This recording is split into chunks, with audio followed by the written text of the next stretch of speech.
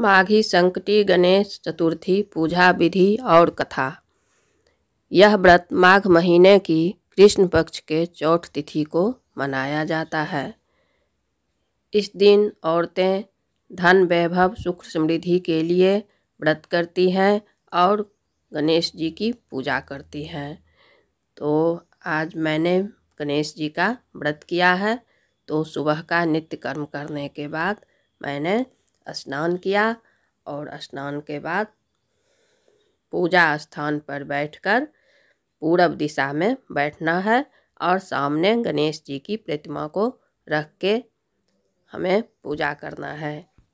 तो अब मैं हाथ में लूँगी थोड़ा गंगा जल और वो गंगा जल लेकर के मैं सबसे पहले अपने शरीर पर छीटूँगी और पूजा के स्थान पर जहाँ हम पूजा के लिए सामग्री सब लिए हैं सब कुछ पर छीट देंगे, यानी कि सब कुछ को हम पवित्र कर लेंगे गंगा जल छीट करके और अपने आप भी पवित्र हो जाएंगे। उसके बाद में गंगा जल से गणेश जी को नहलाऊंगी, नहला करके उन्हें पूजा स्थान पर रख दूंगी।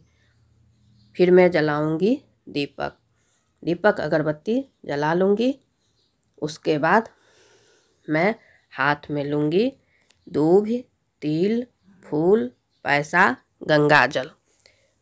ये हाथ में लेकर हमें संकल्प लेना है और संकल्प लेते समय हमें बोलना है कि हे गणेश जी, आज मैंने जो दिन हो अपना नाम लेना है, अपने गोत्र का नाम लेना है। माघ महीने की चौथ तिथि को माघी संकटी गणेश चतुर्थी का व्रत किया है। मेरे व्रत निर्विघ्न पूर्ण करना और मेरे जो मनोकामना है वो पूर्ण करना, मेरे घर में धन वैभव सुख समृद्धि प्रदान करना। ये कह करके गणेश जी के चरणों में जो हाथ में लिए हैं उसे रख देंगे। उसे रखने के बाद अब मैं गणेश जी को पूजा करूँगी। तो पूजा के लिए मैंने लिया है चंदन, हल्दी, रोड़ी, सिंदूर, तिल, दूब, फूल, प्रसाद। तो अब मैं गणेश जी को चंदन, हल्दी, रोड़ी, सिंदूर सब लगा करके, आपके पास जो हो वो भी उसी से पूजा करना है, जो ना हो उसे छोड़ देना है। तो सब कुछ लगा करके हमने गणेश जी का पूजा किया है और भोग लगाया है। भोग लगाने के बाद आरती करके पूजा को पूर्ण किया है। तो दिन का पूजा तो हो गया, फिर रात में ऐसे ही हमें पूजा करना है। जैसे मैंने दिन में पूजा किया है इसी प्रकार से रात में भी पूजा करना है। बस विशेष क्या होगा रात में कि हमें दिन में ही तिल का लड्डू बना करके रखना है गणेश जी को भोग लगाने के लिए।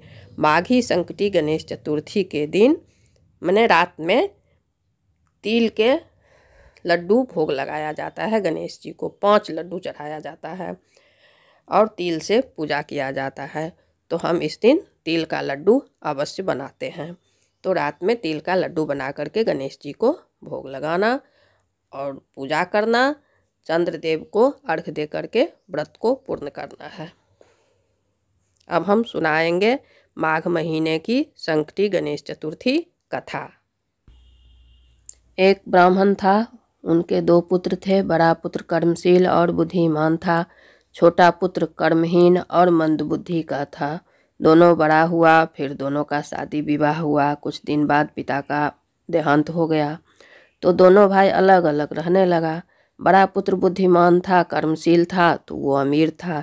छोटा मंदबुद्धि के कारण कोई कामकाज नहीं करता था तो वो गरीब था। एक दिन जेठानी अपनी देवरानी से बोली, तू मेरे घर कामकाज करती तो कुछ सहारा हो जाता। छोटानी बोली, ठीक है मैं करूँगी। फिर छोटानी अपनी जेठानी के घर जाकर कामकाज करने लगी। वहाँ जो मिलता उससे वे अपने परिवार चलाती। माघ महीने की संकष्टी गणेश चतुर्थी का दिन आया तो सब ने संकटी गणेश चौथ का व्रत किया था। तो छोटानी ने भी संकटी गणेश चतुर्थी का व्रत रखा। तो छोटानी ने विधि विधान के अनुसार गणेश जी का व्रत किया। दिन में स्नान करके गणेश पूजन व्रत का संकल्प लिया। रात में विधि विधान के अनुसार पूजा किया। व्रत की थी इसलिए छोटानी को नींद नहीं आ रहा था।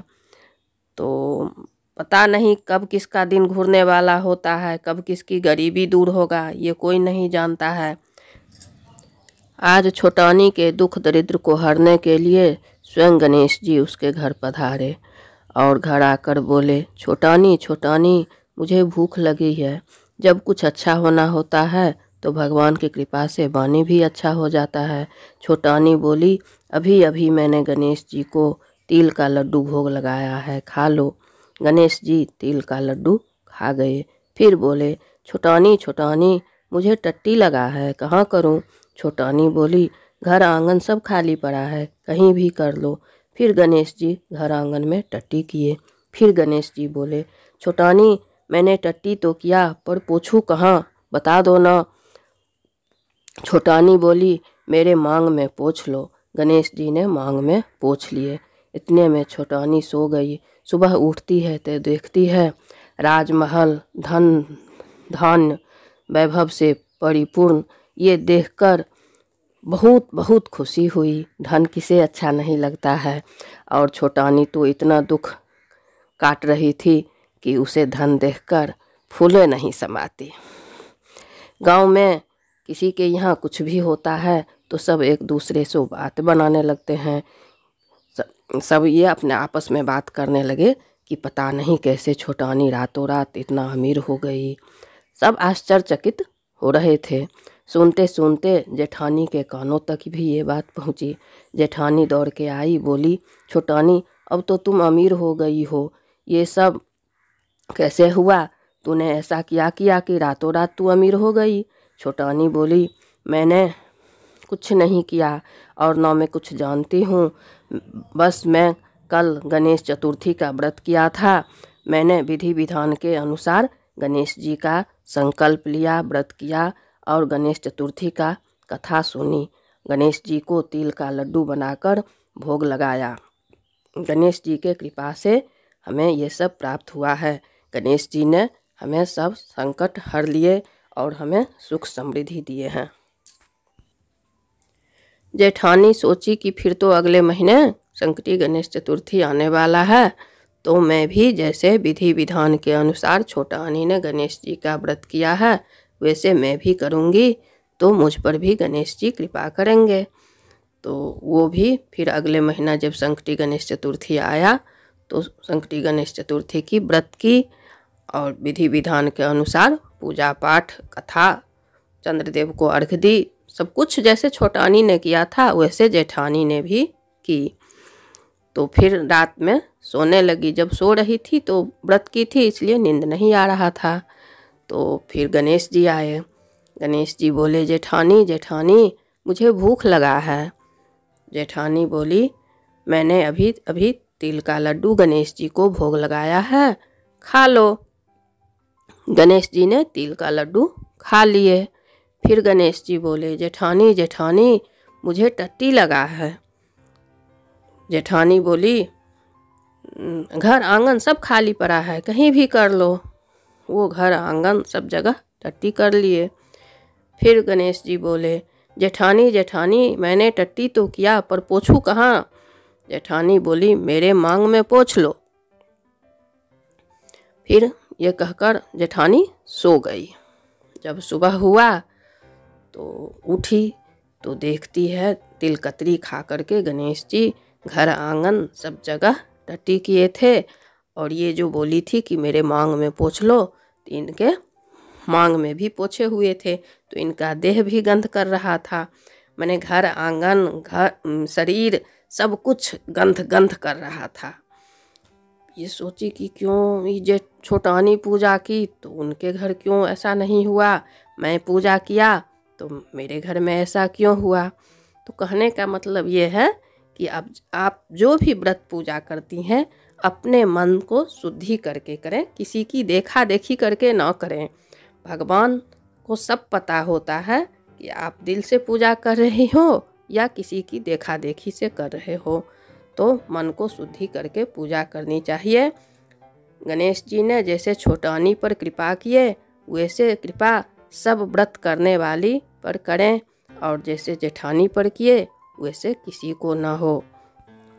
अब चंद्रदेव को अर्घ दे करके व्रत को पूर्ण करें। और हे गणेश जी, आपने जैसे छोटानी को इच्छा पूर्ण किए, वैसे सभी व्रत करने वाली को जो मन में इच्छाएं हो उसकी इच्छा पूर्ण करना।